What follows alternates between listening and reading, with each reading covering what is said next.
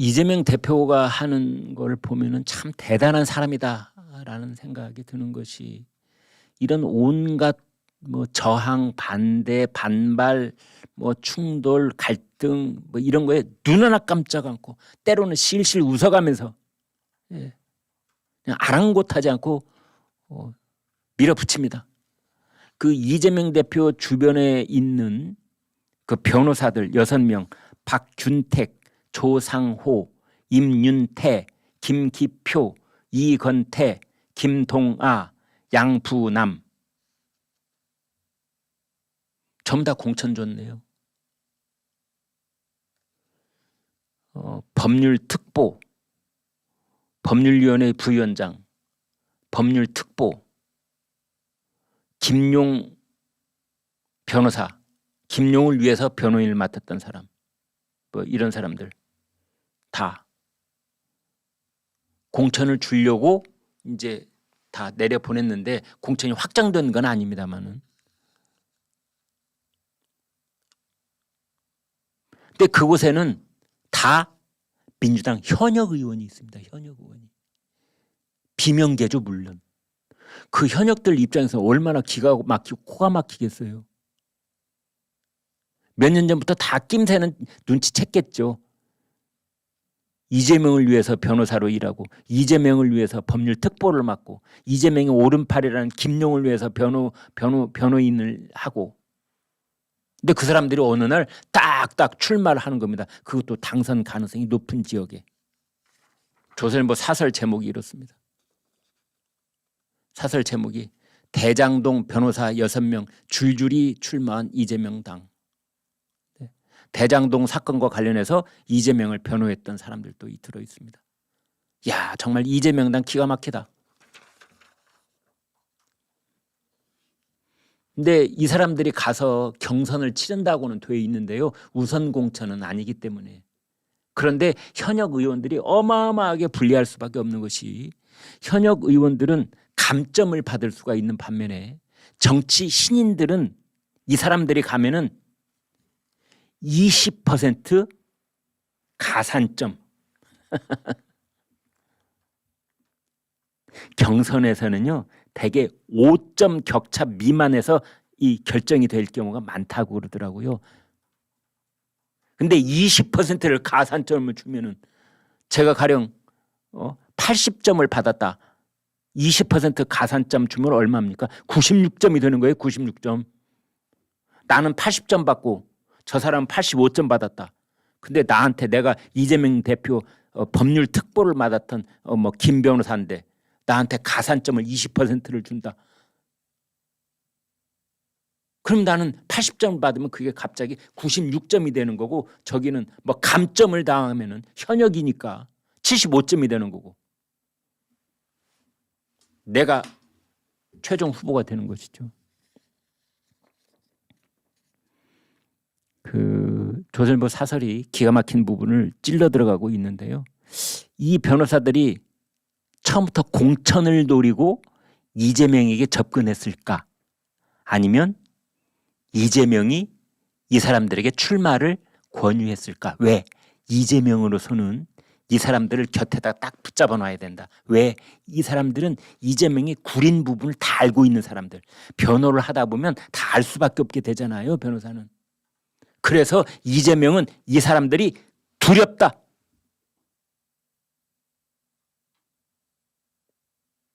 그래서 공천권이라도 줘서 이 사람들을 곁에 붙잡아 놓으려고 할 것이다. 그런 얘기까지도 하고 있습니다.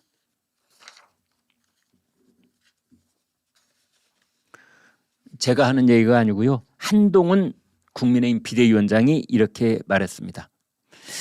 변호인들은 그 범죄 혐의의 내막을 잘 알기 마련이기 때문에 이재명 대표 입장에서는 이런 분들이 무서울 것이다.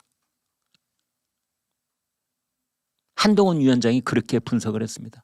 이재명은 이 변호사들이 무서울 것이다. 왜? 이재명의 뒷똥구멍까지 다 알고 있는 사람들이기 때문에. 그러면서 이재명 대표가 공천을 줌으로써 자기 범죄의 변호사비를 대납하고 있는 것이다. 이런 얘기를 했습니다. 이제 더불어민주당 의원 평가 하위 20% 이것 때문에 지금 어마어마한 소용돌이가 몰아치고 있는데, 정가에서는 이재명도 하위 20% 아니냐 이런 얘기가 있었습니다. 왜냐하면 이재명은 상임위원회 출석률이 30%밖에 안 돼요. 이번에 탈당을 하겠다라고 지금 선언을 한 김영주 의원 같은 경우에, 김영주 국회 부의장이죠. 하위 20%, 10%, 20%? 아무튼 김영주 의원은 상임위 출석률이 93%인가 그래요. 이재명은 30%쯤 되고. 그래서 야, 이재명이 제일 먼저 하위 20% 아니야 그랬는데 오늘 서울신문이 단독으로 보도를 했습니다. 잠깐 보여드릴게요.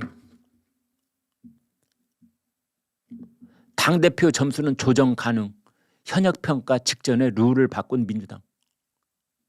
민주당이 이 현역 의원들 평가를 하는 그 룰을 자기네들끼리 만들었을 거 아닙니까? 그런데 당대표는 예외로 한다.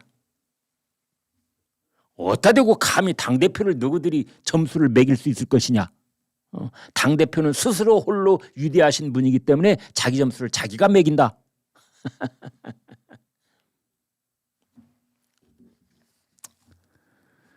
지난 9월 15일 작성한 민주당 내부 문건 제21대 국회의원 평가 분야 및 방법 중에 의정활동 부분에서 이렇게 돼 있었습니다. 당대표와 국무위원의 경우 수행기간에 비례해 입법 수행실적, 위원회 수행실적, 본회의 질문 수행실적의 평균 점수를 가산한다. 당대표는 점수를 좀 가산해서 드린다 라고 돼 있는데, 이것만 해도 당대표는 큰 특혜인데, 그것이 그 다음 달인 작년 10월 6일 날 의원실에 이제 평가 기준이 배포가 됐는데 뭐라고 되어 있느냐. 당대표와 국무위원의 경우 수행 기간에 비례해 입법 수행 실적 등 일부 항목 점수를 조정한다.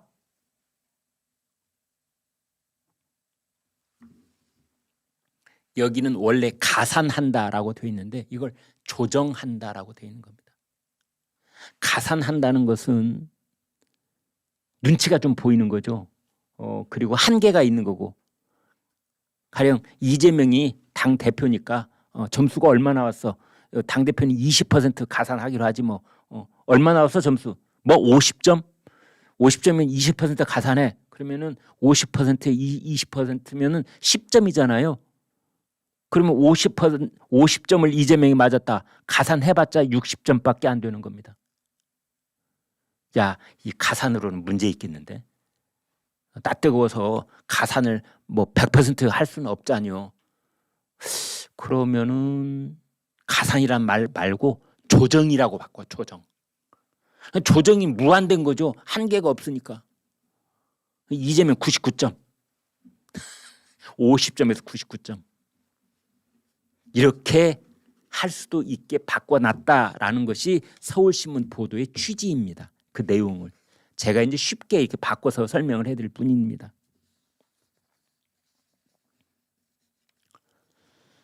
평균 점수를 가산하면 점수를 조정하는 데 한계가 있기 마련이어서 가산의 폭을 넓히기 위해 문구를 가산에서 조정으로 수정한 것 아니냐는 의구심이 나온다 라고 되어 있습니다. 이재명의 언론 특보를 맡고 있는 김현 전 의원이 그제 페이스북에 이렇게 글을 올렸습니다. 보궐선거로 당선된 의원은 당 기여도가 100%이고 당 대표는 평가에서 예외다. 용비어천가를 부르려면 이 정도는 불러야죠. 안 그렇습니까? 네. 이왕 아부의 손바닥을 비비기 위해서는 이 정도는 해야 된다라는 생각이 듭니다. 보궐선거. 우리 위대하신 이재명 당 대표님은 인천 계양을 보궐선거로 당에 들어오셨기 때문에